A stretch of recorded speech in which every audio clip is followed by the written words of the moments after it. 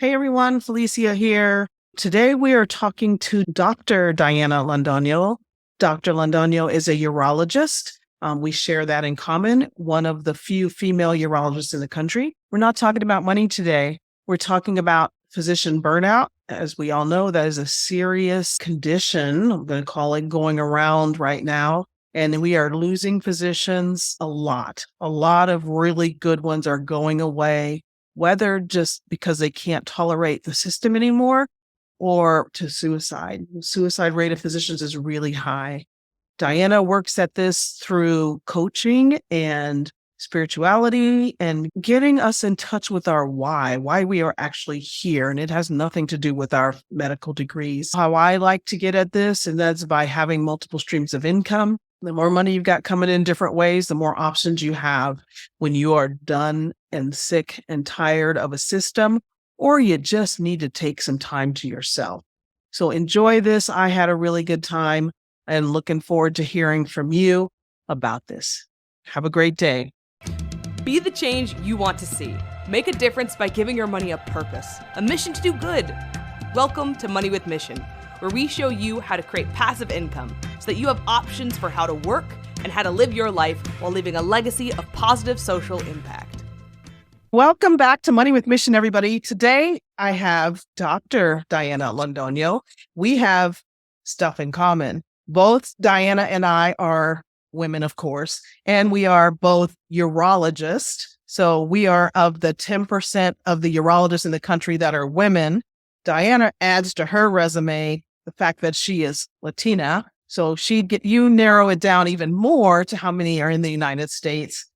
I am super excited to talk to her. She talks a lot about physician burnout. We both talk about burnout. We come at it different ways. And I'm super excited to talk about this because we've got to figure this out and work it out so that we can keep the good people in medicine. Welcome to the show. Absolutely. Well, thank you so much. I'm just so excited to be here with you. And even before we started, getting chills just speaking to you. And absolutely, you're a unicorn. And two unicorns together are just gonna, just shine even brighter. But I'm excited because yes, as a Latina, 0.5% of us are women and Latina, and for African Americans, 0.6. You're even a little higher, but still so rare. That's why you're a unicorn, and we love unicorns. So they're magical, they're glittery, and they're just fantastic. So absolutely, we gotta have these conversations. I think it's so important to talk, to collaborate, to elevate, to educate each other and others, and really be solution-based on this and stop tearing each other down or criticizing and just be productive about this because absolutely, it's very complex. I mean, you're dealing from the financial standpoint, which is crucial, and we're dealing from everything else, but absolutely talking about burnout from financial standpoint is, key. Yeah, I agree. So let's talk about how did you get to talking about burnout? I think you've experienced it more than once, maybe. Why don't you share that with everybody? Actually, before you go there, because everybody always wants to know how women come to urology. What was it about urology that got you into it? I love urology. I really do. And why do I love it? Because it's surgical and it's either medicine or surgical. And that's sort of the division point usually. And the surgical specialties, for me, my personal experience, it just seemed like at that point in time, they were the happiest. And I didn't know I'll burn out them, but they seemed happy. They had a sense of humor. You saw a lot of patients in the office, in clinic, and in surgery. And I personally like both. I'm not a surgeon that only likes surgery. I like both. And I really liked that you had a choice to see kids if you wanted, women, children. And I love old men. So there's a lot of old men in urology. And so I thought this is a perfect place. And most of the things that we deal with, honestly, are not too depressive. I mean, neurosurgery, it was challenging for me to want to do that and just see the people in the ICU so critical and devastating. It didn't seem like happy-go-lucky, and it was a little heavy for me. So I wanted something that was a little more balanced, that was a little more cheerful, a little bit more, rapid gratification in terms of, you can't pee, okay, you fix, you help, you have a stone, you're about to die, you help them, but also long term. I actually also like that part of it. And I have a lot of patients that are like these generational patients that mom and sister and uncle and the couple. So I love that about urology. I do too. You and I are the same with that. It was the matter of The people in urology, when I was going to that rotation, were happy. They weren't all grumpy. They loved what they were doing. I loved that. Because my other choice was OBGYN. Yeah, me too. But I'm like, I don't want to deliver babies at 45 and definitely not at 55. So I'm like, no way. I'm like, I don't want to get up in the middle of the night at that point to come deliver babies. It's like, let's just do something else. But the combination of medicine and surgery, all those things we are aligned on. So that's pretty exciting. When did you experience burnout for the first time? Yeah, the first time was maybe about a year and a half or so after my, finished residency. And basically, we'll start with defining it. I mean, yeah, I know you talk about it a lot, and that's really important, but we throw it around a lot, and sometimes we don't even know what it is. For some people that don't, really burnout is, by the World Health Organization, 2019 definition before the pandemic, it's chronic unmanaged stress. And then it can manifest into many symptoms, let's call it. It's not a disease, but into some symptoms that you may have, which may be you have cynicism, apathy, depersonalization, and a lot of symptoms that don't really make you the most happy-go-lucky physician. And it could also have some depression, anxiety that associated with it. And it changes our quality of care. It can change how we deal with patients because we lose compassion. We make medical errors. And the devastating part about burnout in physicians is the rate of physician suicide. More than 400 per year complete suicide. So that's really devastating. And how do we really get to this chronic stress? Well, you can call it worry. We can call it stress. We could call it fear. So all that is really activating that part of the nervous system, that sympathetic, that fight or flight. And when it just is running and running and running, even without you noticing it, it really starts causing all these changes. And you sort of go on that little polyvagal theory curve and you start getting to all these places of cynicism, of losing compassion, curiosity, and then getting to like freeze state and just collapse from the chronic stress. So I'm going to have you back up because everybody listening is not a physician and he did this curve thing. Explain that. Yes, of course. So there's a theory. I mean, when we learn in medicine, the different parts of the nervous system, there's something called parasympathetic, the rest and digest, and the sympathetic, the fight or flight. And there's a theory by Dr. Porges called the polyvagal. And I don't want to get too scientific about it, but what it says is that there's two different parts of the vagus nerve, which is the largest nerve in the body, that controls all these things of the sympathetic and parasympathetic. And so it's basically saying there's a dual one, a ventral and a dorsal, a front and a back, and they just has different functions. And that's how we function from a neurochemistry kind of basis of how when we are in stress, what happens to our body in stress. So this is like a theory and how as the stress builds up, I mean, it literally is kind of just like a little curve that goes up as the stress builds. And as it rises and rises and rises, all these changes happen in our body and how we are interacting with others. So there's a level of sort of safety, which is a happy state where you're curious, you're engaged, you're relaxed and happy and joyful. There's community. And when you don't have, the stress starts and then you sort of look for community and it's not there, then the stress starts rising. Okay. And then you start going into fight or flight. And then you're angry and you're reactive. And that's why many physicians are angry, reactive, yelling at patients because they're starting to go on that curve. And if it continues and continues, then you get to a complete freeze and dissociative state. We see that a lot in animals. Yeah. When the cheetah catches their prey, one of the ways they survive is they just pretend they're dead so they can survive until they're released, hopefully. That happens to humans as well. So it's sort of explaining what happens to our nervous system as the stress builds and builds and builds. And that stress that you're talking about, that's not just physicians. That can happen to anybody, but we're that's just overall, that's how stress works. Absolutely. This is a pandemic in itself. And we know that there's an Institute of Stress. Actually, there's an institute that talks about 70% of all the doctor visits to primary care are stress related. And it is true. I mean, stress increases your blood pressure, increases your sugar levels are hard to control. Your whole hormonal system changes. You don't digest well. You always feel bloated.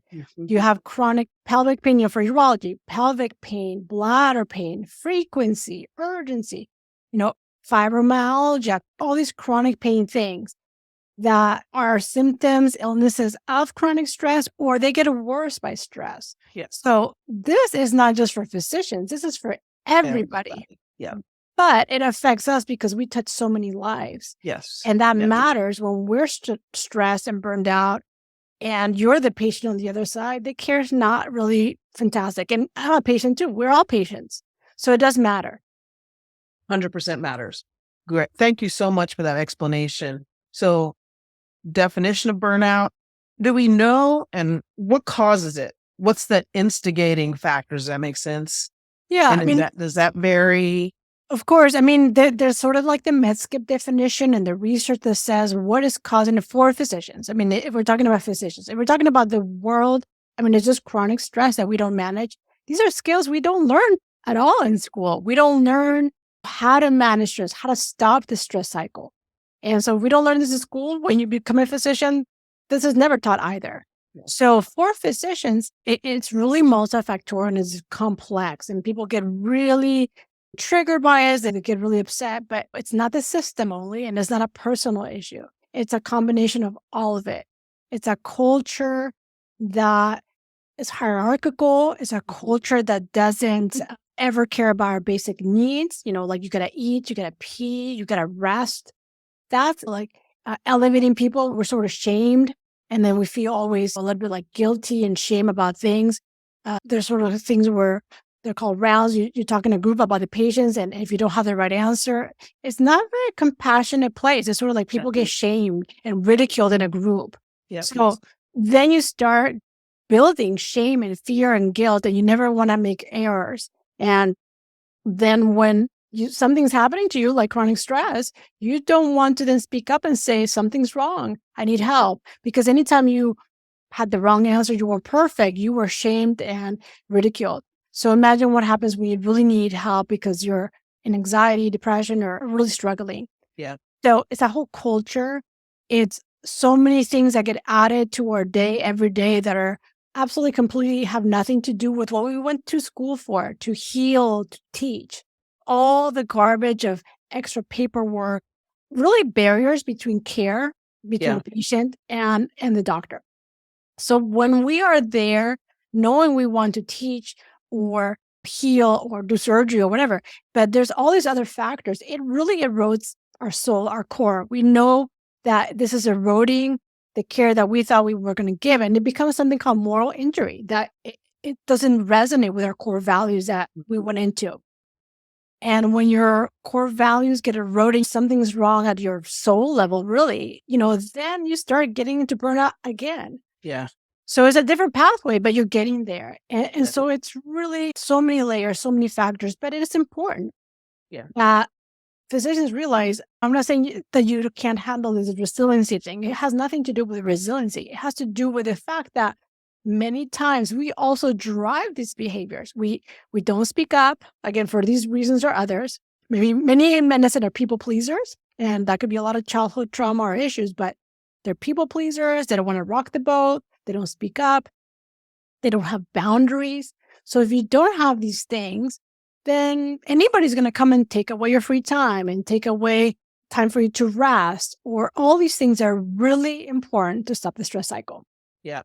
So it has a lot of factors, but I haven't gone through it twice. Like, I didn't change my job. I have the same job. And what my sort of mindset and attitude and everything was when I was in burnout compared to now when I'm not, it's very different. And it had nothing to do with a different job. It's not like if I changed the job, it was going to get better. It's like, what am I paying attention to? What is my, time and focus and thoughts and being invested in? What am I doing to stop the stress cycle? And, just a lot of things. But for me, too, it was also like a spiritual awakening, a crisis. It really was. And that's one way also to get out of burnout, is sort of thinking about those higher questions. If you're spiritual, not religious, just spiritual. Like, what is your purpose in life? What are you here to do? What are you good at? And what can you be of service, to the world? And so thinking about that can be a very good way to sort of get out of burnout because it gives you something to wake up for, something to look forward to. And that's really important, when you're in burnout, because you don't have that. You just have apathy, you have negativity, you have a victim mindset. Yeah. One of the things that for me led to what I bulk mine all into lack of control. It felt like I had no control over my day. And so it was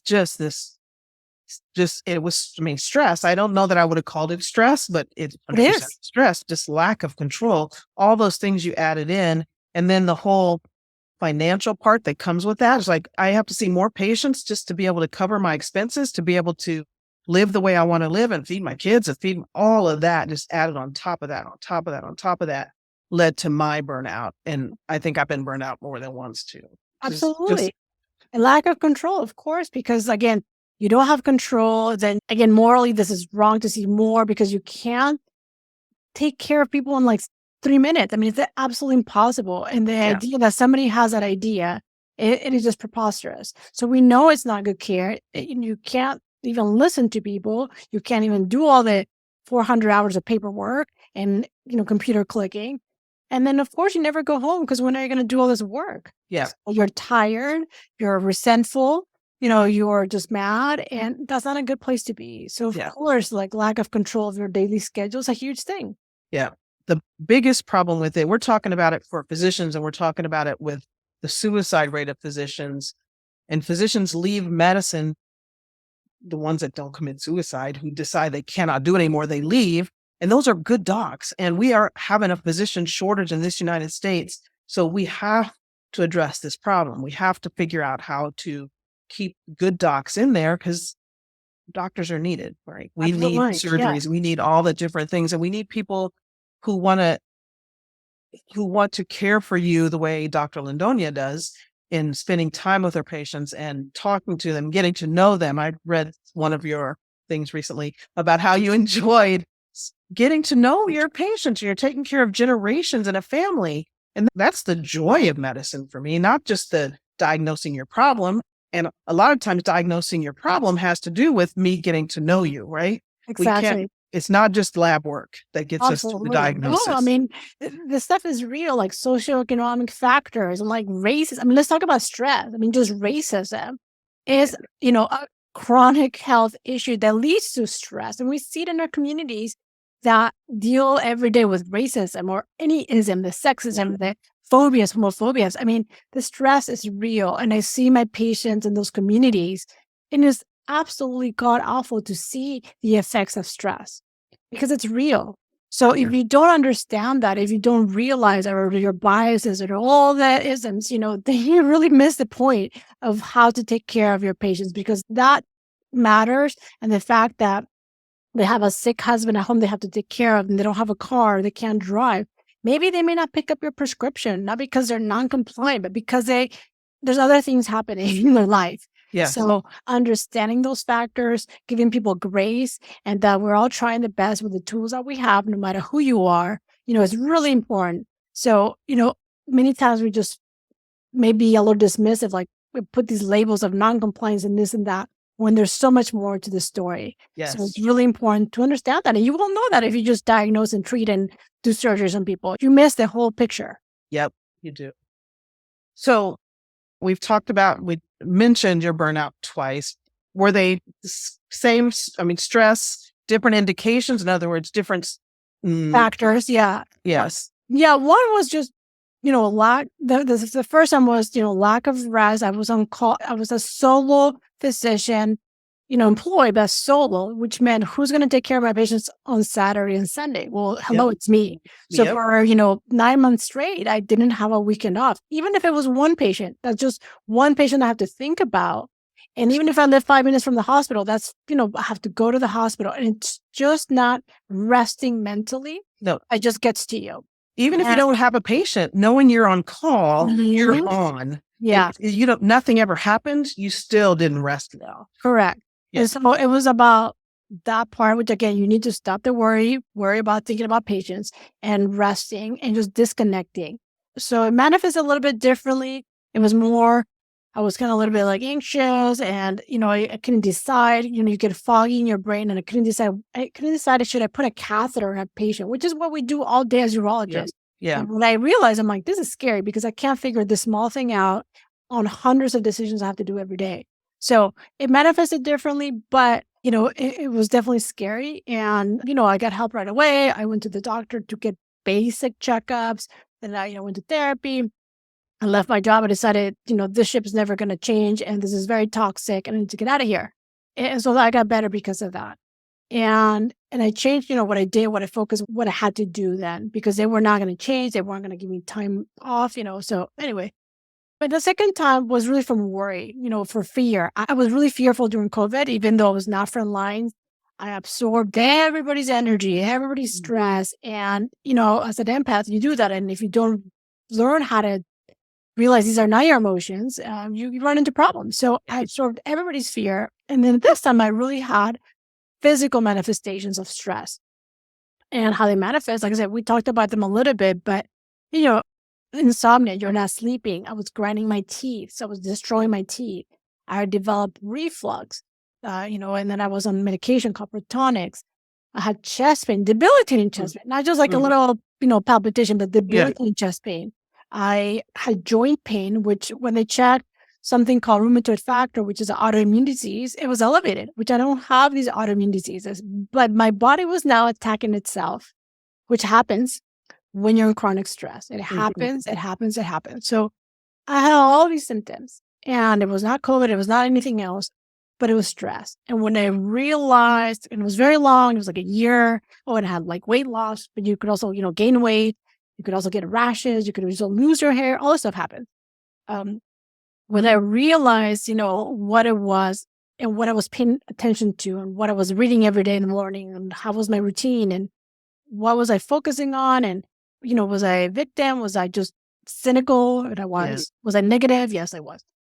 I started to learn about coaching. I started to learn about principles of coaching. And then, it was sort of like coaching was sort of my gateway drug to something else. And that was then, a more spiritual awakening, getting in touch with a spirituality, learning about those concepts and just learning about a lot of things and just reading, consuming everything you can learn about this. How does the body work? What happens in your brain? What happens in your body? So many things like meditation, intuition, energy. I mean, whatever I can get my hands on, just really learning from experts, learning about trauma, everything I can. And I'm still obviously in the journey and learning every day. Every day I learn. Yeah. But I really thought, what can I do? Because I learned about coaching, I became a life coach, really took it out of medicine. And I said, well, I want to be of service with these skills.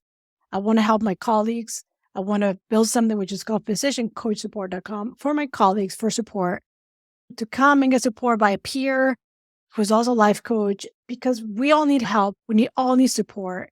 And just really understanding connection is so important when you're apathetic, when you feel lonely and in shame or in guilt. You need to connect with others. So that's why I built it. And it really has given me so much purpose. It has connected me with people like you yourself who I would have never met. It really has been just such a gift, the whole process. So I'm very grateful about being in burnout because of all the things that come with it, all the learning. I learned to write. I began to write and publish, something I've never done. Let me ask you this. That's so cool. We're going to go back because we have to tell what you developed, your coaching that you've developed and helping more physicians. But so many physicians give up and either quit, which is better, or commit suicide.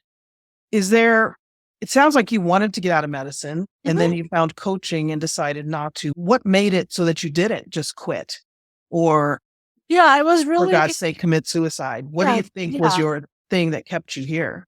Absolutely. I mean, that's a great question. And, I'm getting a little bit of chills because it was sort of sitting in this actual chair and then sort of thinking about, and like really thinking about my kids. I have a 7 and a 5-year-old and really thinking about, who am I becoming while I'm in burnout? Negative, apathetic. I'm not really even present for my kids.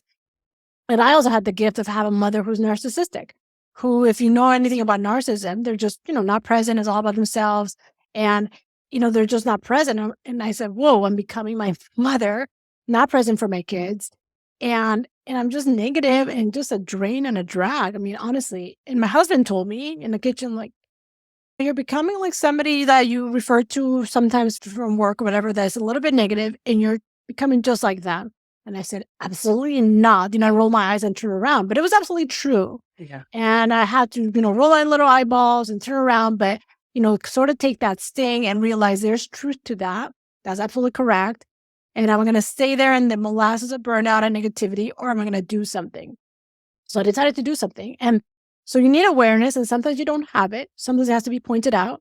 Yeah. But once you hopefully have it or it's pointed out, then you need some courage to take some action. And you need agency to say, I don't want this. This is sort of the reality now that truly I created for myself. I want something different. I don't want to be here. I want to get out of it. And so then you have to think about your why. So what got you out of it? My why is my kids. My why is, again, connecting to like, what is my purpose in life? Yeah. And I really sat and laid in bed, giving my back to my husband, just thinking, ruminating my negativity, but like thinking like, what else can I do? Yes, I'm a urologist, but like, what else? What skills do I have? What am I good at? And really going through the list, like, well, what can I do? Can I speak? Can I write? And it really, that's what I do a lot of. I mean, I still do urology full time, but I speak and I do grand rounds and I'm in podcasts all the time. I write and I try to, connect with the physicians and say this over and over and over until somebody really listens to it and it clicks in their head that it's time to make a change. It's time to do something. And coaching is not the only solution. I'm not that coach that's going to say coaching is the savior of all saviors. No. Sometimes you need therapy. Sometimes you need a coach and therapy and mentor and, cats and dogs and turtles and whatever you need to get out of it. Yeah. You need all of it. Yeah. And many times you need a break. It's okay to do a sabbatical. It's okay to leave for a few months or maybe forever. Yeah. Because if you leave your job but you keep your life, that's all that is important. Your kids, your family, your community needs you, not some title, not some job. I don't care. Like we need you as a human, as a gift that you are to this world. Yeah. So your physician title is not your only gift you have. You have so many gifts. So if you're a physician or you're anybody that is struggling with depression or anxiety or suicidal thoughts, it doesn't matter if you're a physician. If you're struggling with this, know that the only way through, like Rumi said, like the only way through with pain is to go through it. Yeah. And there's valleys and peaks in life. There's seasons. And when there's winter, there will always be spring. And when the sun goes down, it always comes up. So know that there's hope. Know that these times are going to pass. And likely there's a learning lesson in the challenging times. Yeah. And we just have to have patience. Mm-hmm.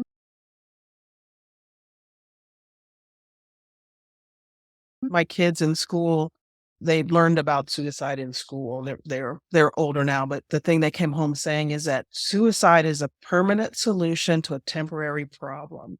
Absolutely. And if we could just all walk with that mantra, Mm-hmm. hopefully suicide would go away. It's a permanent solution to a temporary problem. And I love find your why. Why are you here? It is not about your degree. It's not about your job. There's even if what you're here is to help people through their health journey, that's you, not just your degree. So we have to figure out ways to get through these things that we're going through, reaching out to somebody, being able to talk freely without judgment is so important. And whether that's, you said, like a therapist, a coach, your best friend, your wife, your husband, whoever, it's got to happen. So, and even writing, like I said, you never have to publish anything, but just write it down and burn it afterward. But writing it just gets everything organized that is jumbled in your brain. It decreases and diminishes that emotional component, that charge. Yes. Yeah. And then you can kind of see things a little clearly. And then that anger, that hopelessness really gets a little brighter when you put it on paper. Yep. So writing is huge. Like movement is huge. Many times when you're, anxious or depressed, you're just not moving yourself. Like move. If you're depressed, breathe. Yeah, movement or exercise it's just as effective as antidepressant. It really is. Studies have shown it. This is not me saying it. This is studies. So if exercise is just as effective than pills, then, there's so much power. Just go outside and walk. Start with a few steps. Start with two times around the block and build yourself up about it. Go in nature. Go for a hike. Go swimming. Go on a bike ride. Get outside and get some vitamin D in the sunlight. Walk barefoot in the grass. Lay in the grass. If you need ideas, hang out with little kids and you'll see what joy is and how they live life joyfully. Yeah. Barefoot, like run after bubbles, draw, paint. This is things that will make you joyful if you don't feel it right now. Yep. So if grind out. If you can't figure out what makes you happy, because sometimes I've been in that place where I don't even know what I like to do anymore. I love the idea of going to a playground, going somewhere where there's kids and watching what they do. Is like, oh, swings. I remember that was fun. And go sit on a swing and swing. I'd love that. Just because there are times when you're so low, you can't even figure out what you like anymore. Absolutely. And that stuff is real, but just go to the park and see the kids or get a pet. I mean, there's so many COVID pets, right? That were rescued and adopted because times were tough. Yeah. And so do those things to really get you out of this hole and snap that rumination of thoughts. Yeah. I have 3 dogs already. I don't need another pet. We're good. We're good. We're good in the pet department. This is so good. You ran through your company and tell the peer group company. Say that again. It's physiciancoachsupport.com. Again, it's free and confidential platform for any physician. It's really easy to use. And now that we're all versed in Zoom, it basically, you go to the website, look at your time zone, see what appointments are available, click on it, and then you get an email with a Zoom link, and then a peer who's a physician and a certified life coach will be there at that time, free of charge, without judgment, confidentially, to talk to you about anything like a circumstance, an emotion, a situation. I mean, anything that comes up. It doesn't have to be work related. It could be your husband. It could be your pet died and now you feel hopeless because your pet died. It could be anything. And so we're there to support because, again, we know this stuff is real and burnout and all these things that happen to us. And we've been there. Most of us have been in burnout. So there is another side. You can get through it. And we're just there whenever you're ready, again, without judgment, just to help our colleagues. And there's other resources of similar programs that we fully support because we can only be stronger together. And it's about abundance mindset, not scarcity. There's plenty to go around and there's plenty of people that really want to help and are committed. So again, we're just there for physicians, physiciancoachsupport.com. Physiciancoachsupport.com. It'll be in the show notes. I had another question and it went away. Anyway, this was super exciting and I am so excited. You're everywhere, it seems like. If you haven't seen her, then you're not looking. You don't even have to. Diana just keeps showing up in my LinkedIn, on podcasts. And she is putting this word out here that we have to fix this and we have to start with ourselves and then work outwards. We can't fix the system until we are all healthy and can really work through things together. There's lots of solutions. Diana's working with different people to bring those solutions to our forefront so that we can see them. So if you don't follow her on LinkedIn, do that. Go to the website, find out all the things that she's got going on, because there are a lot of things to help with burnout, to help with even just the stress of a day. A complication can be enough to trip you into some craziness and just you can't even deal anymore. Yeah, and we also have a lawyer who is a life coach who will help physicians who are going through any litigation because it's a very long and stressful process and lonely process where you feel shame and fear and just completely alone during this process. And there is a person there that will help you. It's not legal advice, but it's support, emotional support, because you may have legal support at work, but you don't have the emotional component, which is huge. And that by itself can make a difference of physicians leaving because of the emotional component and stress of a litigation than anything else. So we also have her. She is absolutely amazing. And we also have the physician coaches for any other concern. And we're here. I don't have all the solutions, and I always learn and I always modify and change things. And, you can't step into the same river twice, right? So every time we learn something new and we modify, and again, I don't have all the answers, but I'm trying to have some solution to again help, because it can be overwhelming, even in this burnout space. Like Yeah. you start thinking of all the things and it can get overwhelming so quickly that you feel like, what's the solution? But, you start chipping away, and then pretty soon you have a beautiful, statue that somebody created. So Yeah. little by little, we make little changes, we get there. One life is enough to inspire, to change somebody else, to make them realize they're worth it, they're valued. Their worth is not all in some diploma that, at the end of the day doesn't matter. Your Yeah. worth is innate, is within you. You're here for a purpose.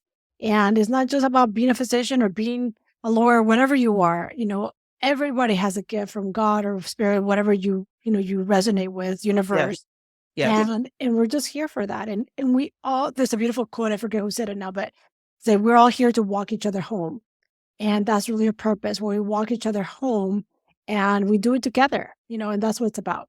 I'd love that, because I was just thinking about the loneliness and being alone, and just know that whatever you've got going on, it's happened somewhere else to someone else. So reaching out is just the first step, but it is a huge, huge step to making you feel better. Just have somebody walking with you home. That makes me want to cry. This is one of those really beautiful things. Yeah. You guys, this was really good. I want nobody to ever have burnout. And if you are there, I want you to feel all the possible, to know all the possible resources that there are. I think having those extra streams of income coming in it helps decrease burnout. Not decrease it, but it gives you that chance. You're like, I don't want this job anymore. I want to go do something else, and I've got money to give me time. I mean, it's just all of it goes together. So Absolutely. number one, don't feel alone. There's always somebody out there to talk to. Always, always.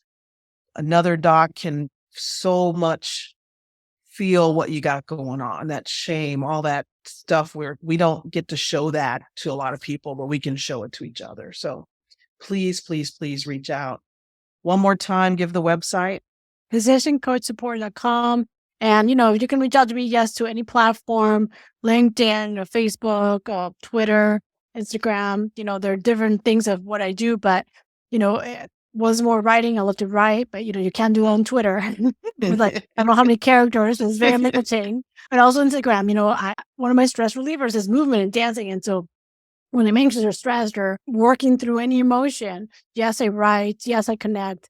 I have my tribe of people that support me, but I will just shake it out because I am stressed, worried, whatever it is. And that helps. So, if you're going through any of those emotions and you're kind of the low ones, apathy and anger, turn on the music, your favorite song, and just shake it out and dance it out. And music will elevate you. Music will raise your vibration.